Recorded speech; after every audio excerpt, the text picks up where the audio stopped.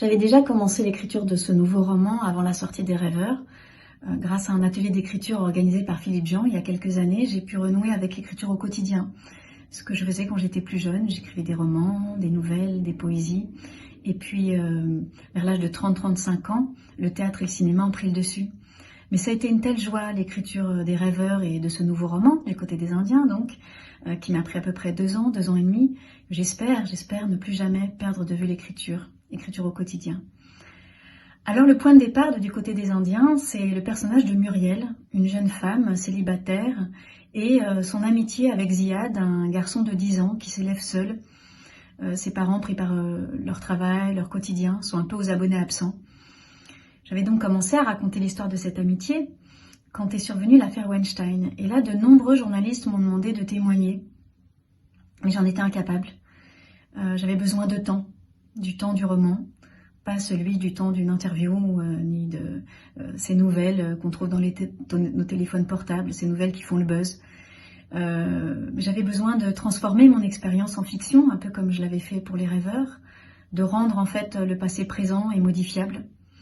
Alors Muriel est devenue une script, une jeune femme qui a été comédienne mais qui a renoncé à sa carrière, mais qui se souvient en voyant les images de ces actrices américaines témoigner des abus qu'elles ont subis, qui se souvient de son premier et dernier film quand elle avait 20 ans.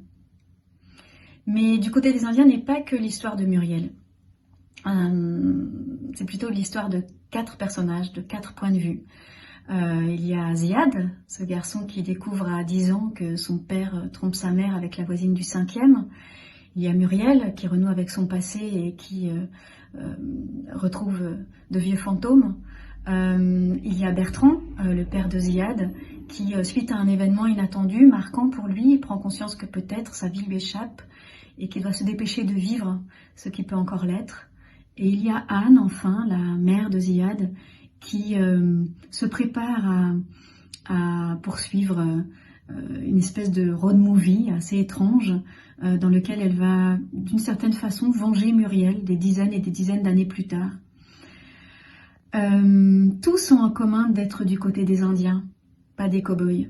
Ce sont des perdants magnifiques, en fait. Les Indiens aussi se sont laissés surprendre, ils n'avaient pas les bonnes armes, mais peut-être, grâce au pouvoir de l'imagination, à la force de l'imagination, peut-être qu'ils sauront changer le cours des choses. En tout cas, chacun réussira à sa façon à réinventer sa vie.